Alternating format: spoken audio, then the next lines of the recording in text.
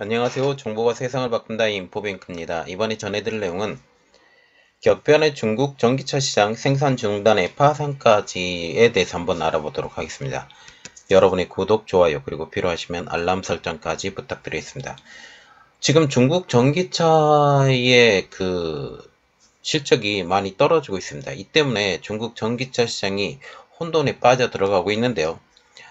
가장 큰 문제는 지금 현재 중국 내수 시장을 중심으로 성장했던 중국 전기차, 특히 낮은 기술력으로 외국으로 뻗어나가지 못했던 중국 전기차 업체들이 지금 정부 보조금이 없어지면서 생산 중단, 여기에 파산까지 이루고 있는 것이죠. 10년 동안 보조금으로 중국 내 파이를 키워왔던 중국 전기차 업체들이 올해부터 전기차에 대한 보조금이 중단이 되면서 파산하는 업체들이 속출하고 있는 것입니다. 이 때문에 전통 강자부터 신흥 다크호스까지 그 누구도 안심할 수 없는 생존 게임에 접어든 것으로 분석되고 있죠. 업계에서는 중국 전기차 산업 구조에서 이미 대규모 구조조정이 시작되었고 앞으로 2, 3년 내에 최대 70%가량의 전기차 회사들이 폐업할 수 있다는 전망까지 나오고 있습니다. 자, 그러면 지금 현재 한 200개 이상 전기차 업체들이 이제 100개로 줄어들었다는 지금 말이 나오고 있어서 한 20개에서 60개 이 정도의 전기차 업체들밖에 남지 않았다라고 보는 건데, 이것도 지금 숫자가 많죠. 우리나라에서는 한두 개, 지금 3개 업체가 지금 운영하고 있는 이러한 시장인데, 중국은 물론 10억이나 되는 인구를 가지고 있는 나라, 14억, 15억 이렇게 되는 인구가 있는 나라임에도 불구하고 이미 전기차 보조금으로 많은 전기차가 이제 더 이상 팔리지 않는다라는 말이 나오고 있을 정도. 물론 교체하는 시기도 있고 이런 것도 있지만 이제 성장한 만큼 성장했다. 이제 외주로 해외로 나가야 되는데 해외로 나갈 실력조차 없기 때문에 이런 문제가 생길 수 있다라는 말이 나오고 있습니다. 자, 그래서 이번에 알아볼 내용은 격변의 중국 자동차 시장 생산 중단의 파산까지입니다. 중국의 내연 기관차 시장은 완전히 독일 자동차에 내어주며 존재감을 내비치지 못했죠. 특히 폭스바겐, 벤츠, BMW 이런 독일의 자동차 강자들이 중국에서의 자동차 시장을 완전히 휩쓸었어요. 처음에 내연 기관차 시장을 휩쓸면서 존재감을 발휘하지 못하자 중국은 의도적으로 전기차 시장을 키웁니다. 그것이 가능하게 했던 것이 바로 보조금 지급이죠. 보조금 지급은 중국의 산업 기반을 일으킬 만큼 이런 모든 것들이 되었지만 내연 기관차에도 물론 보조금이 있었어요. 보조금이 있었지만 거의 대부분의 과실은 독일의 자동차 회사들이 가져갔다라고 보시면 되는 것이죠. 원래는 2년 전인 2020년까지 전기차 보조금을 지급하고 이후에 중단하려고 했지만 전기차 시장이 완전히 성숙되지 못했다는 판단 아래 2년간 유예를 해줘 지난해인 2022년까지 보조금을 지급했으나 올해 들어서는 지방정부의 보조금을 제외하고 중앙정부에서 전기차 구입을 위해 지급되는 보조금은 이제는 한 푼도 없습니다.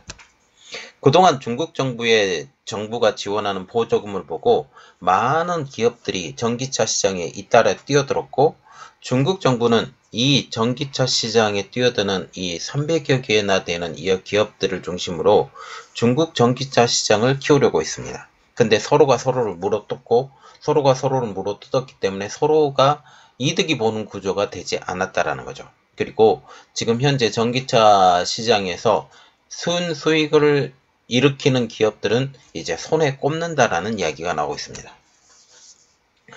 그 대표적인 기업들이 헝다와 레이딩이 대표적인데, 대표적인 부동산 업체인 헝다가 전기차 시장에 뛰어들었을 때만 해도 헝다 자동차는 홍콩 거래소에서 시가총액이 한때 5천억 위안, 한국 돈으로 약 94조 8,200억 원에 육박하는 등 큰 화제를 불러왔습니다. 이후 헝다는 한 번에 6개의 모델을 야심차게 선보이기도 했죠. 헝다자동차가 중국 내 대표 부동산 업체인 헝다그룹을 등에업은 만큼 다른 전기차 업체들보다 시작 전부터 다르게 시작했다는 것입니다. 레이딩 자동차도 마찬가지입니다. 레이딩은 저가 소형 전기차로 이름을 알리면서 한때 28만 대 이상의 판매량을 기록했습니다. 그뿐 아니라 산시에 친신 자동차를 인수하는 등 깜짝 전성기도 누렸죠. 그러나 헝다와 레이싱의 전성기의 시대는 오래가지 못했습니다. 헝다 전기차는 업계의 웃음거리로 전락된 것이죠. 헝다에서 출시된 헝츠5는 약 900대를 인도하는 데 그쳤고, 헝다그룹은 유동성에 빠지면서 헝다자동차는 지난 4월 2개의 사업을 2위한 한국 돈으로 약 386원에 매각하면서 전기차와 플러그인 하이브리드 차량에만 집중하게 되었습니다. 이 헝다그룹의 전기차와 플러그인 하이브리드에 집중한 배경도 또 있는데 이것은 나중에 또 설명을 해드리겠습니다.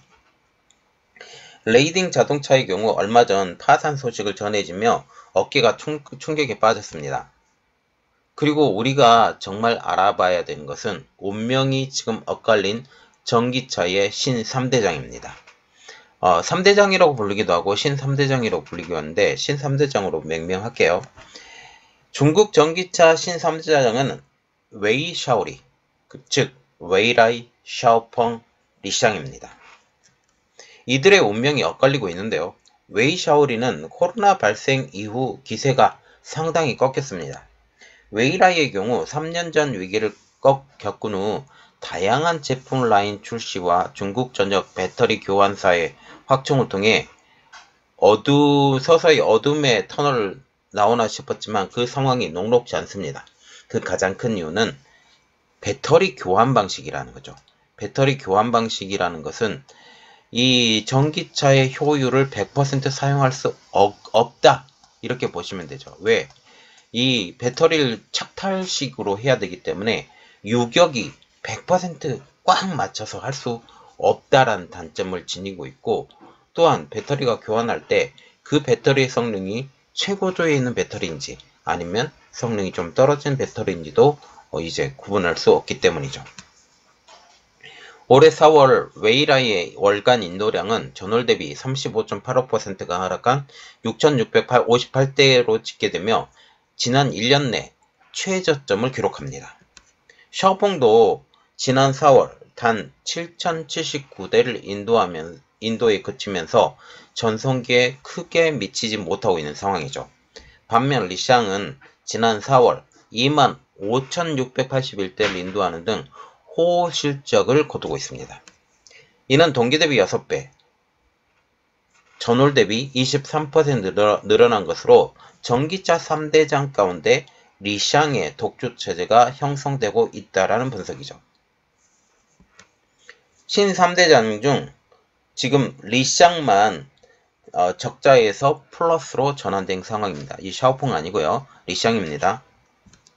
자, 그래서 우리가 중국 전기차를 언급할 때 비야드, BYD에 대해서 이야기를 하는데 이것에 대해서 좀 더 깊이 들어가 보도록 하겠습니다. 2일 정치안 스바오에 따르면 비야드의 지난달 신에너지 자동차의 판매량은 24만 대, 중국 전기차 판매량은 순수 전기차와 하이브리드 차량 모두를 포함하기 때문에 판매량 숫자를 속으시면 안 됩니다. 이 하이브리드 차량에서도 일반 하이브리드 차량, 지금 플러그인 하이브리드 차량, 이 모두가 다 되어 있기 때문이죠. 순수 전기차 판매량을 일단 생각을 하면 한 절반 정도 예상되기 때문에 지난 5월 비야드의 순수 전기차 판매량은 약 12만 대로 보시면 됩니다. 중국에서 2021년 4월 출시된 비야드의 SUV인 송플러스가 1분기에 10만 2,826대를 팔아서 테슬라의 모델 Y, 그래서 94,647대를 제치고 1위에 올랐다라고 보도한 적이 있었습니다. 그러면서 중국 관계자도 비야드의 중급 모델이 중국에서 테슬라 모델 Y를 제친 것은 비야드 기술력의 승리라고 말하기도 했죠. 그러나 비아드의 송 플러스 모델은 크게 세 가지로 나뉩니다. 그것은 첫 번째로 송 플러스 하이브리드 차량이고, 송 플러스 DMI 플러그인 하이브리드, 그리고 송 플러스 EV라고 해서 순수 전기차, 이 세 가지 모델로 나오게 되는 것이죠. 그래서 순수 전기차만 보면 한 절반가량 50%도 안 될 수도 있고 50% 정도 우리가 생각을 하면 되는 것도 이 이유 때문이죠. 중국의 신전기차라고 얘기를 하는 것은 이 모든 하이브리드, 플러그인 하이브리드, 순수 전기차 이 부분이 모두 포함된 것입니다. 지금 신에너지 차량, 그래서 플러그인 하이브리드, 전기차, 이 시장에 전통 자동차 업체들, 그래서 내연 기관차 업체들도 속속 진입하고 있는데요. 전통 자동차 업체들도 신에너지 차량 시장에 속속 진입하고 있습니다. 경쟁력 있는 제품으로 현재 시장의 판매량을 견인하고 있다라는 분석이 나오고 있죠. 최근에는 광저우 자동차가 전기차 브랜드인 아이안을 비롯해 지리자동차, 창안자동차 등 전통 자동차 업체들이 신흥시장에서 판매량에서 앞서는 분위기입니다. 최근 중국 내 신에너지 차량의 비중은 날로 커지고 있죠. 2023년 연간 중국 국내 승용차 예상 판매량은 2,350만 대 가운데 신에너지의 차량 판매량이 850만 대, 36%에 달할 것으로 관측되고 있죠. 여기서 신에너지 차량 중에서도 순수 전기차를 한번 보면 한 425만 대, 절반가량으로 일단 예측을 하기 때문이죠. 자, 중국이 신에너지 차량에 이 전통 자동차 차량이 들어간 이유는 바로 이겁니다. 중국의 친환경차 보급 로드맵. 이게 2019년도에 발표가 됐는데 2019년도에 신에너지 전기차 2020년도에 발표됐는데 신에너지 차량이 그때 당시에 5%에서 7% 수준이었는데 2025년까지 이 전통 내연기관차는 40%, 그리고 하이브리드 차량을 포함한 이 전기차 전체를 보면 60%, 그리고 지금 전통 내연기관차를 보면 이제 2030년까지 15%, 하이브리드 차량 45%, 신에너지 전기차가 40%, 2035년까지 지금 내연기관차가 완전 퇴출돼야 되기 때문에 이게 발등에 불이 떨어지고 점점 들어오게 되는 것이죠. 이 때문에 신에너지 차량 시장이 격화되고 있습니다. 전통적인 내연기관차를 만드는 회사, 베이징 자동차나 아니면 창정 자동차나 이런 회사들이 속속 들어오게 되면서 이 시장 자체가 박 터지고 있습니다. 중국의 정책 변화로 신에너지 차 시장의 규모가 커지면서 업체 간 경쟁이 커지고 있습니다. 올 초 신에너지 차량에 대한 보조금 폐지 이후 이제 전통 차량을 계속 만들고 있었던 회사들이 그것을 부진을 극복할 수 있는 기회가 생긴 것이죠. 이 때문에 중국 업체들의 생존을 위한 저가 출혈 경쟁이 벌어지고 있습니다. 결국 제품의 경쟁력이 없는 업체들은 살아남을 수 없는 적자 생존이 본격화되고 있는 것이죠. 여기에 테슬라발 전기 가격 인하는 중국 업체들을 더욱더 힘들게 하고 있습니다. 어느 정도 수익을 얻어야 그들이 살 궁리가 되는데 테슬라가 이제 기술력의 테슬라잖아요. 기술력이 있어서 어느 정도 많은 수익을 가지고 있는 테슬라가 가격을 어마어마하게 인하를 하다 보니까 중국 업체들을 완전히 죽이고 있는 것이죠. 그리고 리튬 생산 조절에 나서고 있는 중국을 한번 보는데 중국차의 판매 하락은 결국 원자재 공급 과잉을 만들고 있습니다. 이 때문에 중국 내 최대 리튬 생산지의 채굴 조절에 나서고 있는 것이죠. 또한 음극재 공장 일부의 가동도 중단하고 있습니다.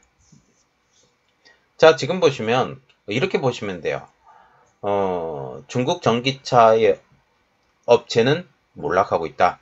이는 결국 중국의 배터리 사업도 몰락하고 있는데 일부에서는 LF 배터리의 수명이 이제 성장할 만큼 성장을 했고 이 때문에 그들이 내세우고 있는 것이 소디움, 그래서 나트륨 계열의 배터리를 만들어야 되겠다라고 하는데 그것은 나와 봐야 되는 거죠. 그리고 그들이 3원계 배터리로 불리고 있는 NCM, 4원계 배터리로 불리고 있는 NCMA 이것을 지금 따라가야 되고 811 배터리, 9번반 배터리까지 생산을 해야 되는데 811 배터리에 들어오는 것만으로도 지금 힘들어요. 그리고 9번반 배터리와 같은 경우도 이게 들어오는 게 상당히 제약이 있고 LG에너지 솔루션, SK온, 삼성 SDI 이들의 기술력을 따라오기에는 아직 멀었다. 물론 우리들이 LF 배터리에 대해서 위험에 대해서 계속 이야기를 해야 되지만 이것에 대해서 너무 걱정할 필요가 없다라고 생각을 하시면 될 것 같습니다. 자, 이번 내용은 여기까지 하겠고요. 저희 내용이 여러분들에게 도움이 됐다라고 생각을 하시면 구독, 좋아요, 그리고 필요하시면 알람 설정까지 부탁드리겠습니다. 감사합니다.